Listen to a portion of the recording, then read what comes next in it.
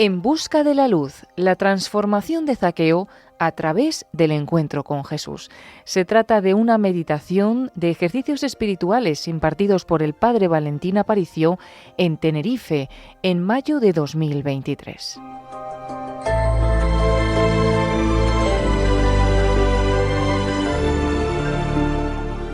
Creo que nos puede venir muy bien la conversión de Zaqueo.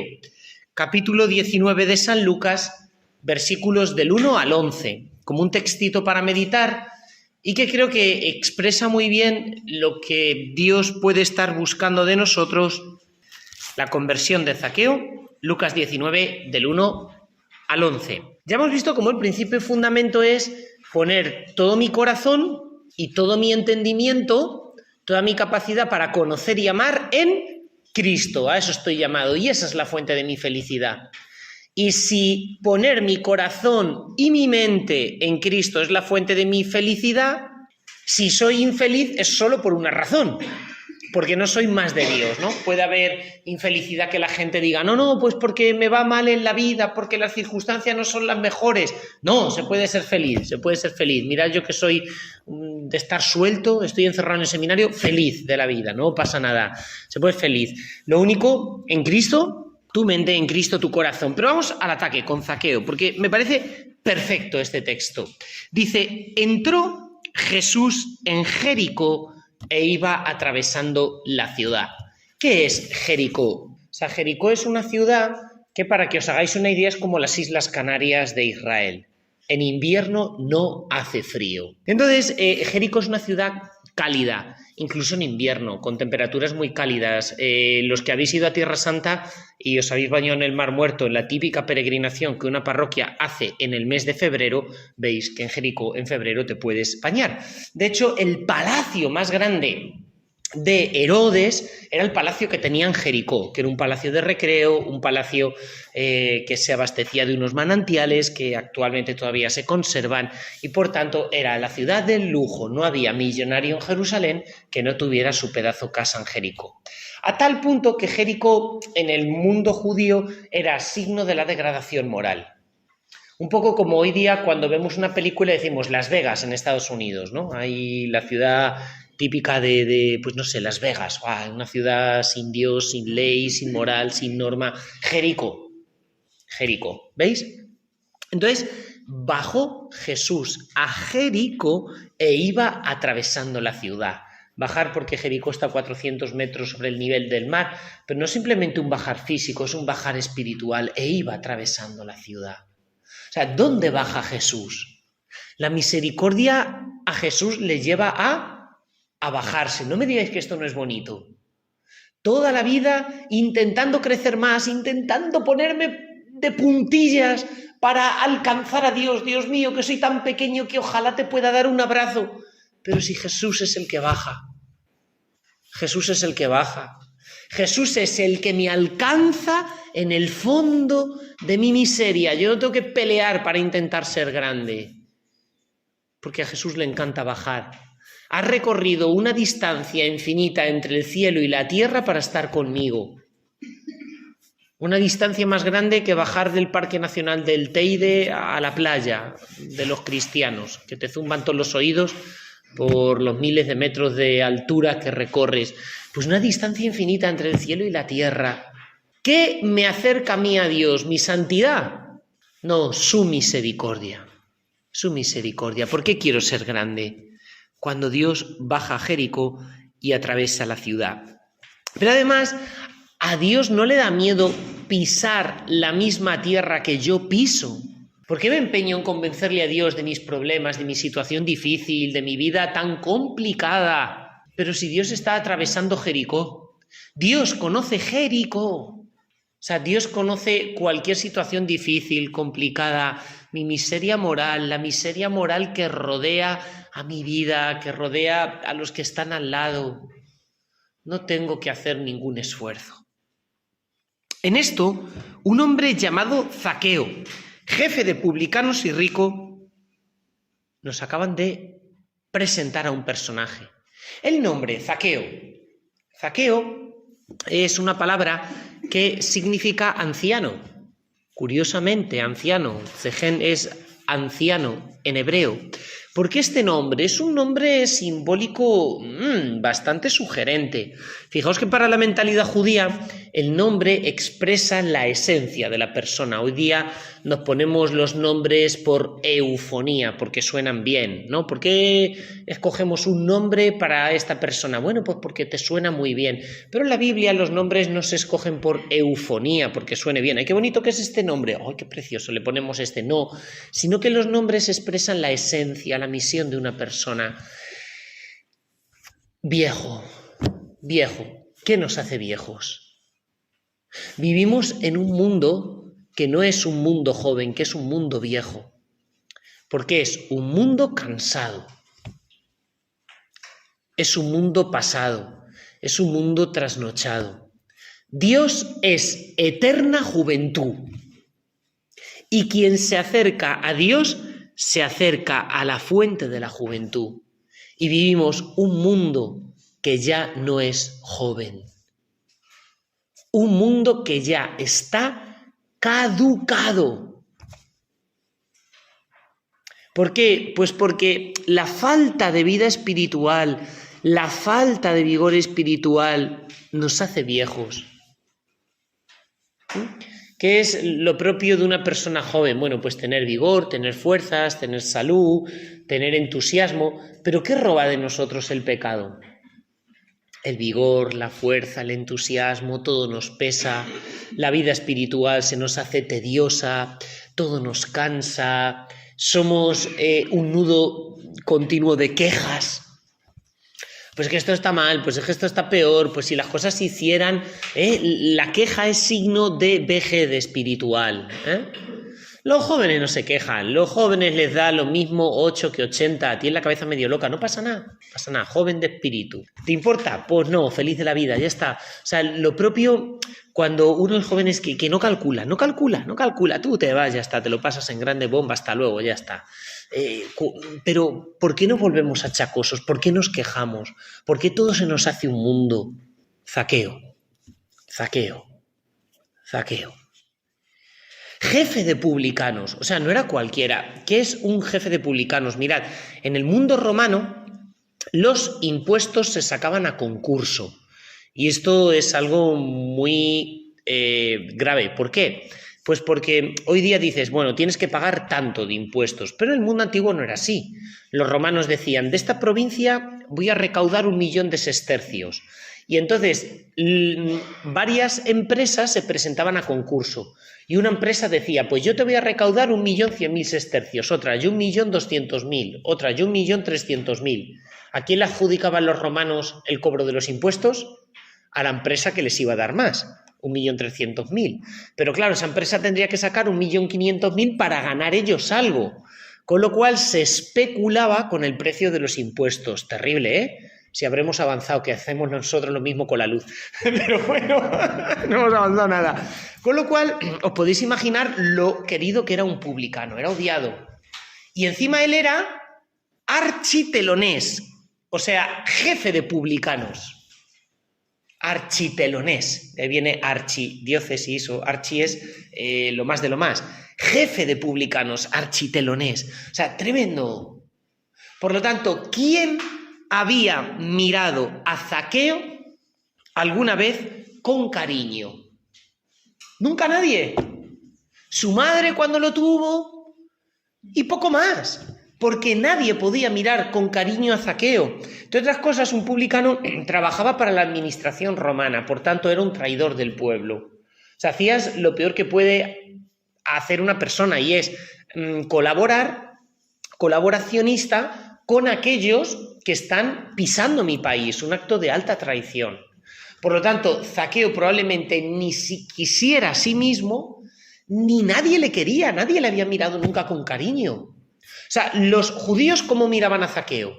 Con odio y asco. Pero los romanos le miraban con cariño. Era un tonto útil. Los romanos no querían cobrar los impuestos, se jugaban el tipo, corrían riesgo su integridad física que los cobrara este. Por tanto, estás siendo usado y nadie te mira con cariño. Qué importante es la mirada de los demás.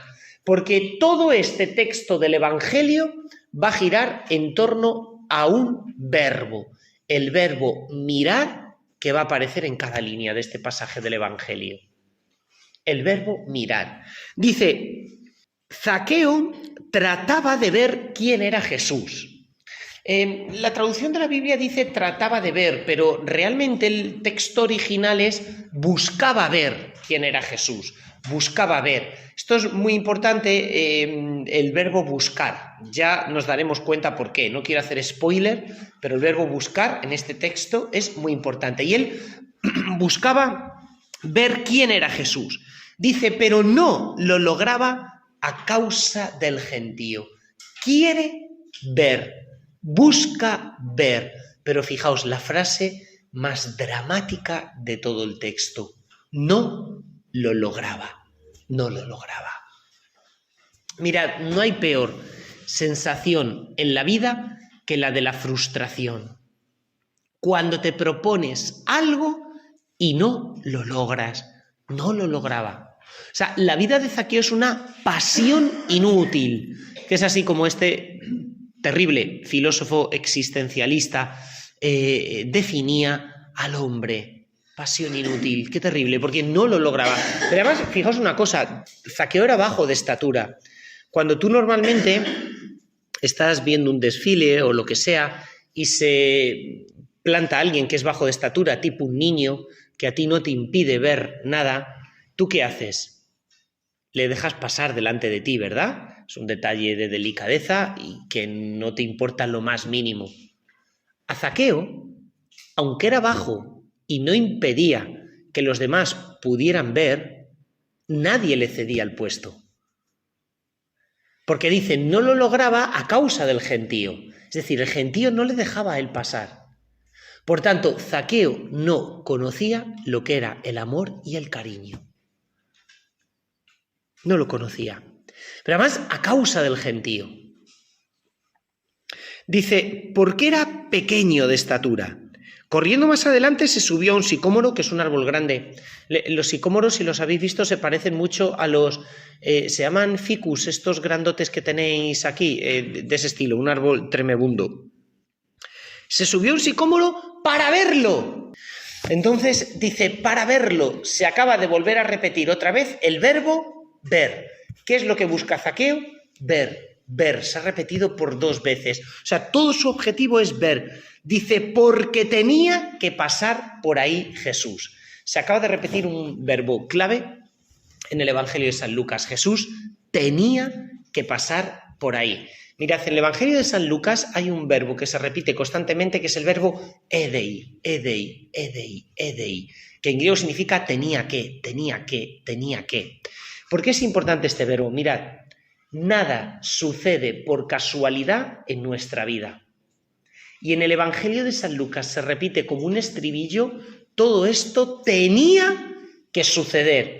¿Por qué? Porque Dios tiene un plan y tenemos que leer nuestra vida en clave de providencia. Dios permite que sucedan algunas cosas. ¿Para qué? Para mostrarnos su proyecto, su designio. O sea, Dios es como aquel que tiene un plan para mí y ese plan tiene que cumplirse. ¿Por qué? Porque la gente vive de casualidades, pero nosotros no vivimos de casualidades, vivimos de diosidades o diosidencias. ¿Habéis escuchado esa palabra? Que ahora se lleva mucho, que está muy de moda, porque lo que a los ojos humanos parece una casualidad, desde el plan de Dios es una diosidad. No es casualidad que yo esté aquí en estos ejercicios espirituales. No es casualidad lo que me ha pasado el último año. ¡Ay, qué horrible las cosas que me han pasado este último año! Pues no son casualidades. No es casualidad lo que Dios me tiene reservado en estos próximos meses. Jesús tenía que pasar por ahí. Pero es que más adelante, Jesús cuando luego mira a Zaqueo le dice, Zaqueo, baja de ahí porque hoy tengo que hospedarme en tu casa. En el Evangelio de San Lucas, el tengo que se repite por todos lados. O sea, llega un punto en que dice, pero Jesús, ¿quién te ha hecho la agenda? Tengo que. ¿Por qué Jesús en el Evangelio de San Lucas está todo el día tengo que? Porque decir Dios es igual a decir, hay un plan, hay una agenda. Y nada pasa por casualidad. ¿Por qué no entendemos nosotros las cosas? Pues porque no miramos con altura. Vamos a ras de suelo. Y como vamos a ras de suelo y no miramos con altura, no tenemos la perspectiva correcta de las cosas. Yo ahora mismo, si me han cerrado los ojos, me han subido en un avión y me han aterrizado aquí, digo, bueno, pues estamos en un continente. Pero subo al Teide y digo, adiós, que estamos rodeados de agua. ¿Por qué? Porque desde lo alto de la montaña, del Parque Nacional del Teide, mire para donde mire, digo, ahí va, Tenerife es muy grande, pero que esto está rodeado de agua, que estamos en mitad del océano, que esto es una isla, hay que dar yuyu. Estamos rodeados de agua, no pasa nada. Da un poco yuyu, ¿eh? Suele pensar que estás ahí rodeado de agua. Bueno, no, qué broma, qué broma. Porque la perspectiva correcta de las cosas te la da la altura. Entonces, ¿cuál es el problema? Que no vemos las cosas desde Dios. Pero Jesús tenía que pasar por ahí. Y Jesús tiene que hospedarse en su casa. En apenas 10 versículos, 2 veces el verbo edei, edei, edei. Porque Jesús tenía que encontrarse contigo este fin de semana. Porque todas estas cosas, mi niño, mi niña, que tú no entiendes, tenían que pasar, tenían que suceder. Porque todo eso que nos ha dejado un mal sabor de boca, tenía que ser así. Tenía que ser así. Bueno, Jesús, al llegar a aquel sitio, levantó los ojos y le dijo, Zaqueo, atención, ¿cuántas veces se habían visto Jesús y Zaqueo antes? Ninguna. ¿Y Jesús cómo le llama? Zaqueo. O sea, pensad una cosa, hoy día es muy fácil que nos conozcamos unos a otros por la cuestión de la televisión, del internet, del YouTube, de todas estas cosas. Por ejemplo, pues vengo yo, un cura que viene de Toledo, bueno, pues la gente te conoce por vídeos o por lo que sea. O sea, hoy día es muy fácil conocernos. Pero vosotros pensad que en aquel mundo no hay televisión, no hay periódicos. Zaqueo nunca ha visto a Jesús. Intenta averiguar quién es Jesús, porque en un pegotaco de gente él no sabe quién es Jesús. ¿Quién será ese? ¿Por qué los fariseos estaban intentando cazar a Jesús la semana de pasión y al final tienen que recurrir a Judas para que se lo entregue o le traicione? Eso hoy día no pasaría. Llegan, arrestan a Jesús y chimpún. ¿Por qué tienen que traicionarle a alguien? Porque no sabían quién era. Porque algunos habían visto a Jesús, pero otros no sabían qué cara tenía Jesús. Que la gente no se conocía. Habían oído hablar de Jesús, pero no le habían visto la cara. ¿Por qué Herodes quiere que Pilatos le mande a Jesús? Porque no lo había visto. Había escuchado hablar de Jesús 1000 cosas, pero nunca lo había visto.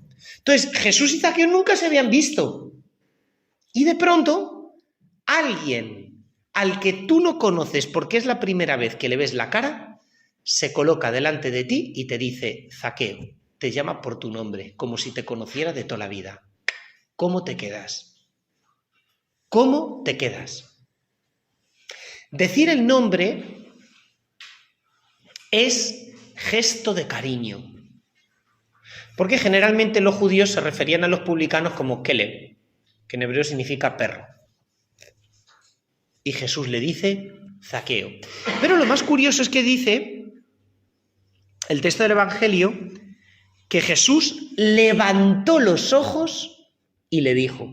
¿Cuántas veces está apareciendo el verbo mirar en este Evangelio? Muchísimas. Ya van 3 veces. El verbo ver, el verbo mirar. ¿No os parece que esto algo nos tiene que decir a nosotros? ¿Con qué ojos te miras tú? Mirad, las personas tenemos una identidad, lo que yo soy. Pero nos podemos mirar con los ojos de los demás. Y esto es terrible. Porque no penséis que los demás nos juzgan. Tú te juzgas cuando te miras con los ojos de los demás. Y hoy vivimos en la cultura de la imagen. No lo olvidéis. Tenemos tantas heridas por mirarnos con los ojos de los demás. Que si me valoran, que si no me valoran, que si me quieren, que si no me quieren, que si me estiman, que si no me estiman. Y todo ese estribillo ha producido tantas heridas en nuestra biografía. Porque vivimos nuestra vida como una película, mirándonos con los ojos de los demás. Y no hay forma más terrible de sufrir que esa. Porque ¿sabéis lo que pasa? Que nunca estamos a la altura. Porque vivo de cara a las expectativas que los demás tienen de mí. ¿Cómo miraban los demás a Zaqueo?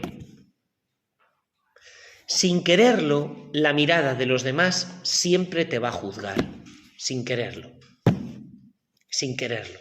Pero es así. Pero hay otra forma de mirarnos.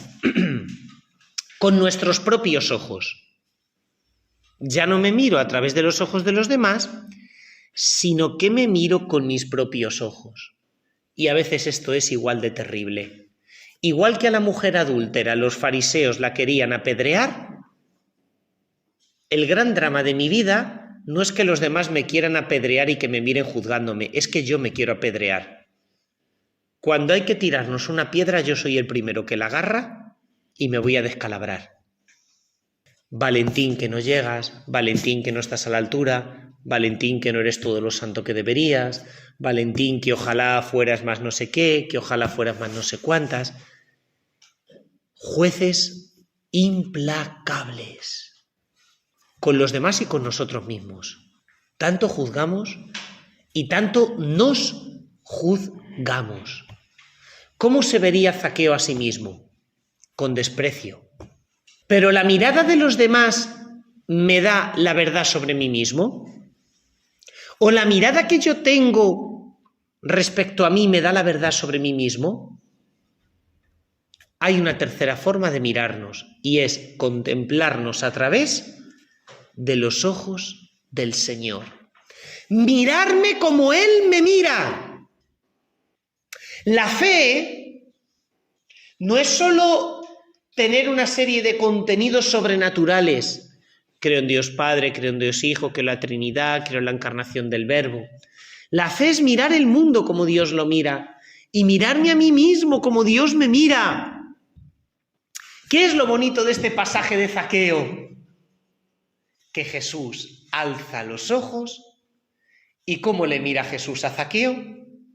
Con un inmenso cariño, como nunca nadie antes había mirado a Zaqueo, a tal punto que el corazón duro de Zaqueo es capaz de conmoverse por la mirada de Jesús.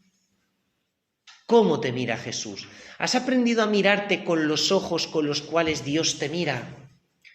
Porque Dios desde el sagrario, Dios desde el Santísimo te mira con un amor tan grande, con más cariño que el cariño con el que tú te miras. Las que sois madres, padres, ¿cómo miráis a vuestros hijos? Dios te mira con un amor tan grande.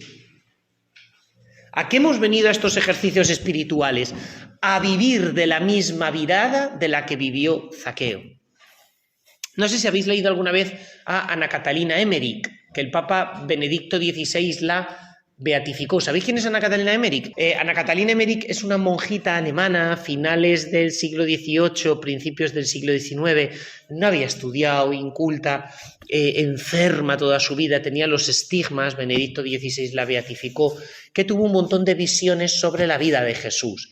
Tal punto que Mel Gibson, sabéis que se basa en sus visiones para hacer la peli de la Pasión, pero lo que es más sorprendente, gran parte de los hallazgos arqueológicos que se han hecho en Tierra Santa se han hecho gracias al libro de las visiones de Ana Catalina Emmerich, que sin salir de su convento de Alemania de Westfalia, dibuja Tierra Santa como si hubiera pisado en ella, dando hasta las medidas de los complejos, de los palacios, de los sitios, y los arqueólogos han cogido sus libros y es flipante, o sea, de estas cosas sobrenaturales, bueno, los estigmas, bueno, pues de estas santas tipo Padre Pío de Pietrelcina, que tenía ese don de ciencia, esos estigmas, pues de estos santos que de vez en cuando Dios lanza la historia para que nos creamos que el cielo existe y que lo sobrenatural existe, como diciendo, toma ya, zasca, para que lo veas, ¿no? Entonces, Ana Catalina Emmerich, en las visiones que ella tiene de la vida de Jesús, una cosa que comenta es cómo miraba Jesús a la gente. Dice, la primera vez que Magdalena se convirtió. Dice que Magdalena tuvo como 2 conversiones. Una primera medio conversión, de esto que te quedas un poquito con la mosca detrás de la oreja, y luego una segunda conversión escuchando un discurso de Jesús. Dice, pero la primera conversión de María Magdalena, cuando se empezó a interesar por Jesús, fue un día que Jesús pasaba por la calle de Magdala y ella estaba en la azotea. Y Jesús se le quedó mirando. Y eso a ella le traspasó. Dice, porque la mirada de Jesús traspasaba. ¿Sabéis a quién le pasó lo mismo? A Nicodemo. ¿Y sabéis a quién le pasó lo mismo? Dice Ana Catalina Emmerich, a Mateo. Dice, la mirada de Jesús traspasaba de tal manera que cuando se clavaba en ti, las personas quedaban tocadas. Tocadas. Dice, pasó incluso en su pasión, dice, en varios miembros del Sanedrín, que antes de condenar a muerte de Jesús abandonaron la sala, tocados por la mirada de Jesús. Es impresionante. Pero esto no lo dice solo Ana Catalina Emmerich, lo tenemos en este Evangelio de Zaqueo. ¿Has probado a colocarte delante de la custodia y decir, Jesús, sana mi mirada, que yo me vea como tú me ves? Vais a ver qué paz y qué alegría interior empiezas a sentir, porque te liberas de la peor dependencia que tenemos, la dependencia de tener que estar a la altura de lo que los demás esperan de mí o de lo que yo espero de mí. A la porra, porque Jesucristo me ama. Jesucristo me ama. Zaqueo, date prisa y baja. Date prisa. Date prisa. Jesús no quiere perder ni un solo momento. Date prisa. ¿Por qué? Porque el deseo que Jesús tiene de ti es un deseo vehemente, es fuego. Creemos en el corazón de Jesús, rodeado de fuego y de fuego de amor por ti. El deseo que Jesucristo tiene de cada uno de nosotros es un deseo vehemente. Zaqueo, date prisa. Me encanta este rasgo de Jesús, que fuera un poquito hiperactivo. Jesús tiene prisa, tiene deseo de encontrarse contigo, no quiere perder el tiempo. Date prisa y baja, porque es necesario.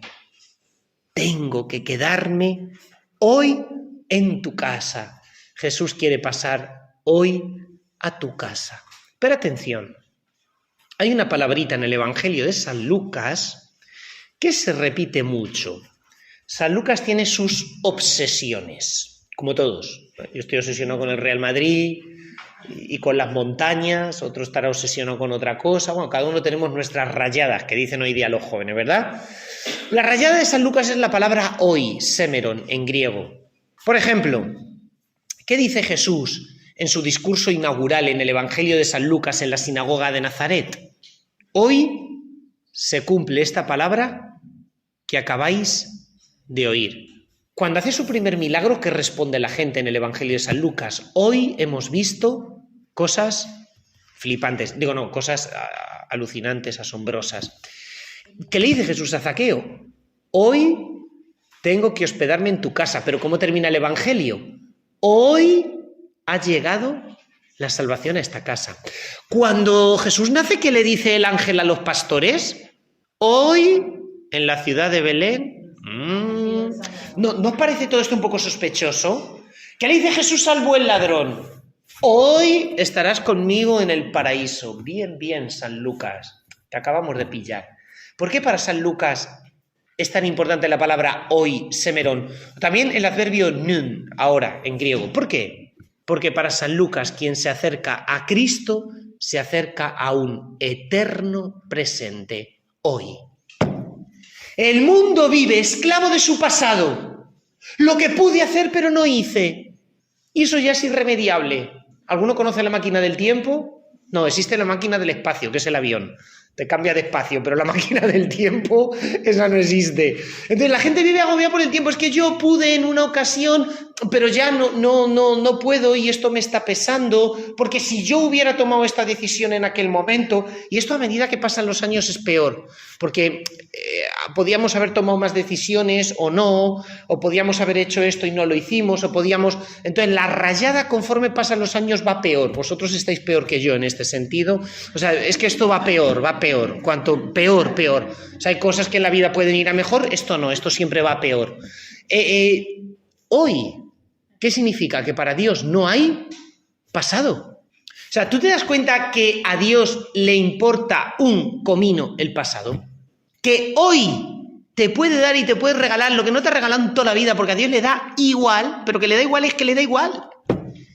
Porque quien se acerca a Jesucristo en el Evangelio de San Lucas, ¿a qué se está acercando? A un eterno presente. La gente vive atormentada por el pasado, con un sentimiento de nostalgia, por amor de Dios, que no es sano. No hablemos del tormento que hay del futuro, de la ansiedad, del agobio, del mañana, del 80% de la población española tenía ansiedad o lo va a tener en algún momento de su vida.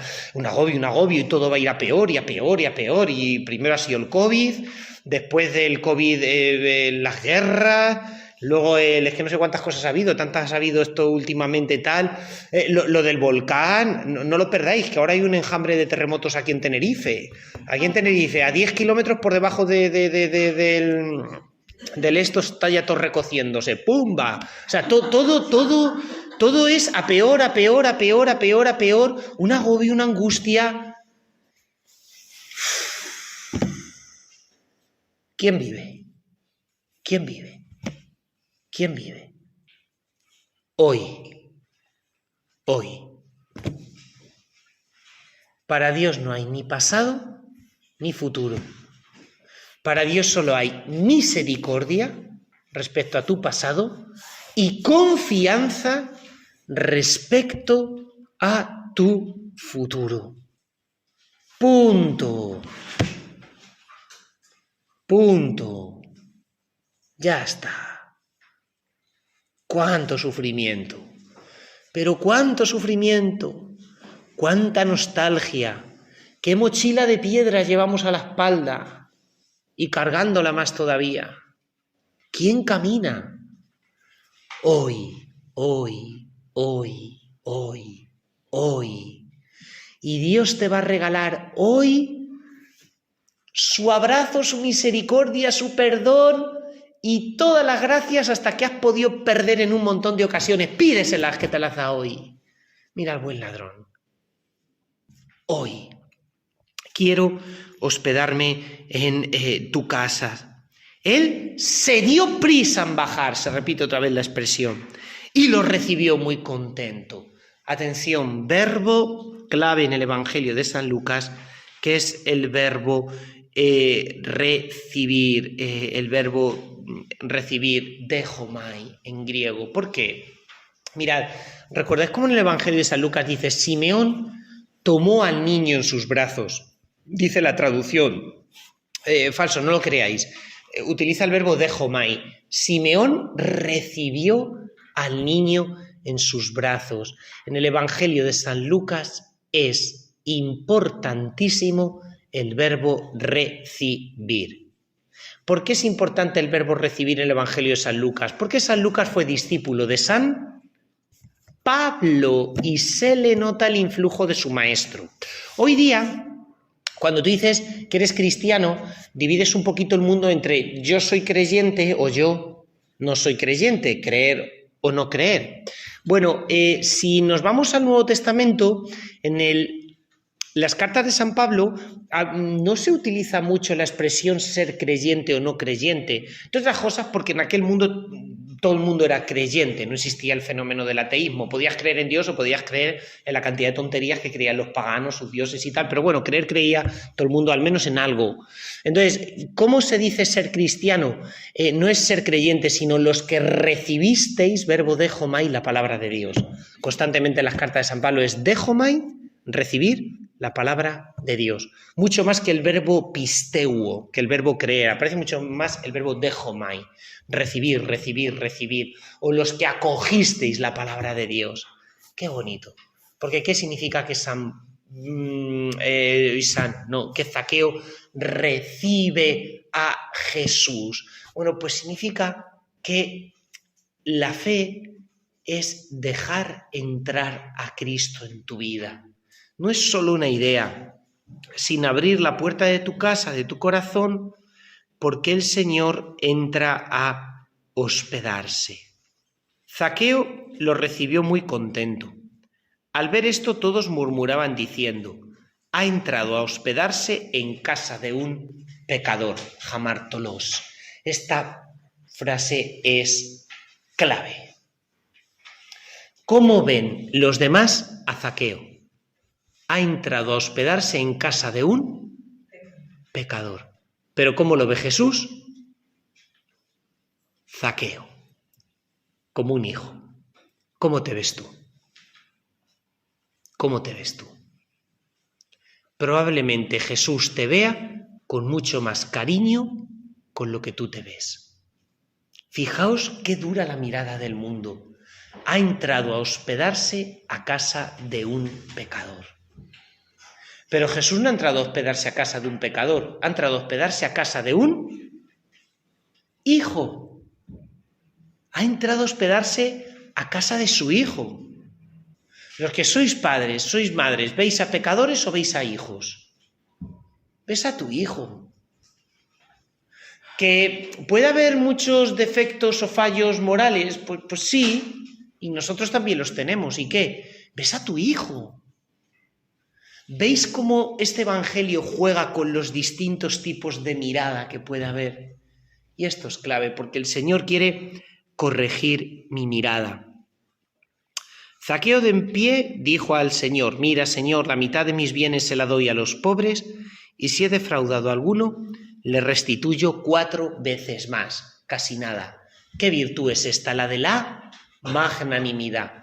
Zaqueo ha sido conquistado por el amor del Señor y ya no quiere otra cosa sino entregarse del todo. Entregarse del todo. Darse todo al todo, como dice Santa Teresa. Porque Dios solo se da cuando nosotros nos damos del todo. ¿Cuál es entonces el objetivo de los ejercicios espirituales? El principio fundamento de mi vida, enamorado de la mirada de Jesús sobre mí, darme del todo, 4 veces más, del todo. Pero si toda la tristeza que tenemos es porque no nos damos del todo, si nos diéramos del todo, vivíamos más felices, 80 veces más felices. Jesús le dijo: hoy ha sido la salvación para esta casa, hoy. Pues también este es hijo de Abraham. Anda, ¿cómo llamaban los demás a Zaqueo? Jamártolos, pecador. ¿Cómo le llama Jesús? Hijo. Y por su nombre propio, Zaqueo. Qué bonito. Dice, porque el Hijo del Hombre ha venido a buscar y salvar lo que estaba perdido. ¿Por qué he subrayado el verbo buscar? Porque en el primer versículo del Evangelio, Zaqueo buscaba a Jesús. Pero en el último versículo se nos dice que la película es la contraria. Era Jesús el que buscaba a Zaqueo. El Hijo del Hombre ha venido a buscar y salvar. Pues siéntete muy especial, porque eres buscado. El Hijo del Hombre ha venido a buscarte y salvarte. Qué bonito, ¿verdad? Buscarte y salvarte. ¿Cómo mola la Biblia? Si es que está todo dicho aquí en la Biblia. Principio y fundamento. Aquí lo tenéis. Creo que este Evangelio y estas notas creo que pueden poner muy bien el principio y el fundamento de nuestra vida. En esto consiste la vida. Lo que ha vivido Zaqueo, en esto consiste la vida.